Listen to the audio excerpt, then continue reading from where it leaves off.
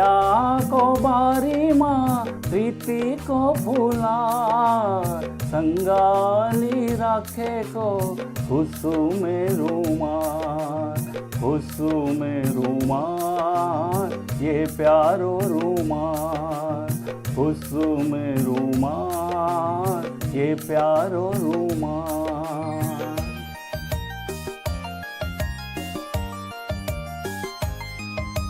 नेपाली में कुसुमे रुमाल और गढ़वाली में प्यारू रुमाल। जी हाँ दोस्तों, 1985 में यह अनूठा प्रयोग हुआ। नेपाल में कुसुमे रुमाल फिल्म रिलीज हुई और इस फिल्म को डब करके इसके कुछ हिस्सों को दोबारा शूट करके उत्तराखंड में प्यारू रुमाल का प्रदर्शन किया गया। दो बोली भाषाएं मगर आत्मा एक, भाव एक। यह अनूठा प्रयोग नेपाल और उत्तराखंड के सिनेमाई रिश्ते में भी मजबूती भर गया। एक खास बात और, ये बात बॉलीवुड के चमकते सितारे उदित नारायण से जुड़ी है। फिल्म में अपनी गायकी का तो उदित नारायण ने जलवा बिखेरा ही, हीरो बनकर भी वह अभिनय की दुनिया में छा गए।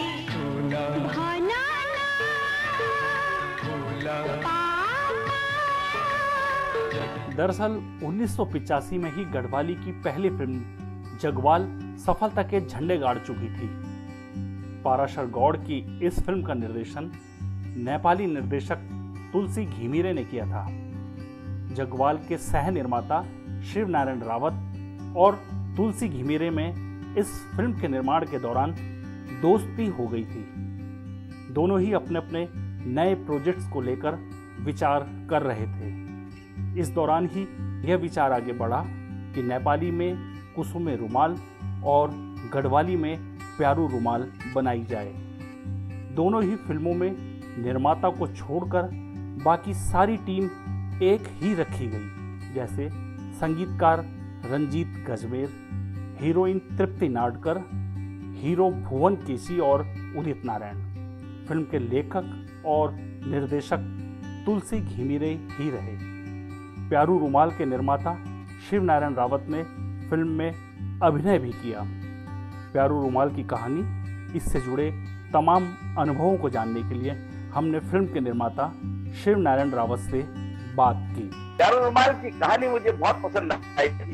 हमारे पहाड़ में भी ये माना जाता है कि कभी भी किसी को अगर आप प्रेम करें, प्यार करें, उसको कभी रुमाल न दें गिफ्ट के तौर पर, वो फिर प्यार रह नहीं पाता, टूट जाता है। ये कहानी उसी पर आधारित थी और उसमें उदित नारायण हीरो थे, सेकंड लीड में थे।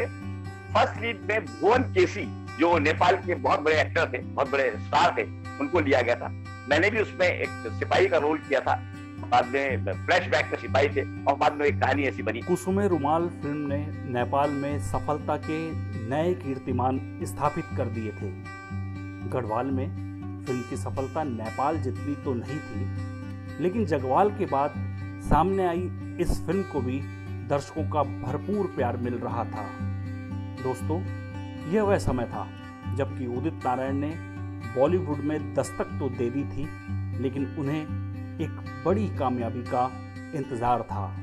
अलबत्ता नेपाल में वह गायक के तौर पर सफल साबित हो रहे थे। प्यारू रुमाल की इस प्यारी सी दास्तान के साथ दोस्तों, अब एक दूसरे पहलू की भी बात कर लेते हैं। ये पहलू निराश करने वाला है, मन को दुखी करता है। उत्तराखंडी सिनेमा के इतिहास में महत्वपूर्ण उपस्थिति दर्ज कराने वाली प्यारू रुमाल फिल्म को चाहकर भी अब हम नहीं देख सकते हैं। आइए फिल्म के निर्माता शिव नारायण रावत से जानते हैं कि इसकी आखिर क्या वजह रही है। ये मेरा भी दुर्भाग्य है और मेरे जो दर्शक है उनका भी दुर्भाग्य है कि प्यारू रुमाल दोबारा तो नहीं देख पाएंगे। उसकी वजह ये है कि जिस जमाने में ये फिल्म बनी थी, जिस जमाने में हम संघर्ष कर रहे थे फिल्मों के लिए, उस जमाने में ये सारी टेक्नोलॉजी नहीं थी। कोई यूट्यूब नहीं था, कोई हार्ड डिस्क नहीं थी, कोई डिजिटल प्लेटफॉर्म नहीं था। हम लोग 16mm, 35mm, 70mm पे शूट करते थे। उसके कैमरे भी डिफरेंट होते थे। वो सारा जो टेक्नोलॉजी थी, जिस जमाने में हमने अपना कैरियर फिल्मों में शुरू किया, उस टेक्नोलॉजी में और आज की टेक्नोलॉजी में जमीन और आसमान का फर्क है। और हमें इस बात का अंदेशा नहीं था कि जैसे ये डिजिटल प्लेटफॉर्म आएगा, नेगेटिव वाला प्लेटफॉर्म एक झटके में खत्म हो जाएगा। हमने सोचा भी नहीं था। हाँ, दुर्भाग्यपूर्ण इसलिए रहा कि जिन लोगों को नॉलेज था, जो लोग जानते थे, जो लोग बम्बई में थे, मैं बम्बई से चेन्नई चला गया था, उन लोगों ने जब ये सुना कि लैब जहां पर हमारे नेगेटिव रखे गए थे, पूरे हिंदुस्तान की जितनी भी लैब थी जगह जगह, उन सब लैब में कोई काम खत्म हो गया था। बड़े बड़े लैब सब खत्म हो गए थे।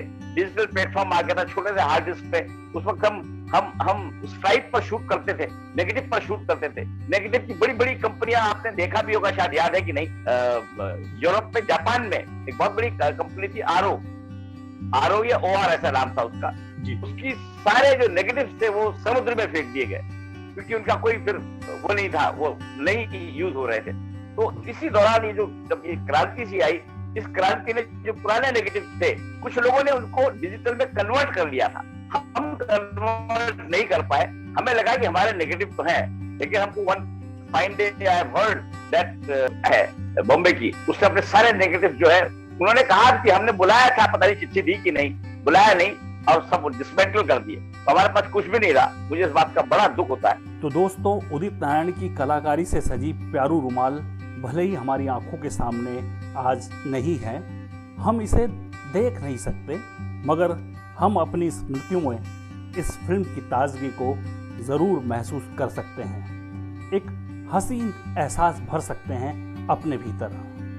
प्यारू रुमाल और कुसुमे रुमाल को लेकर आपकी क्या राय है, हमें कमेंट सेक्शन में जरूर बताएं। आपको प्यार भरा नमस्कार।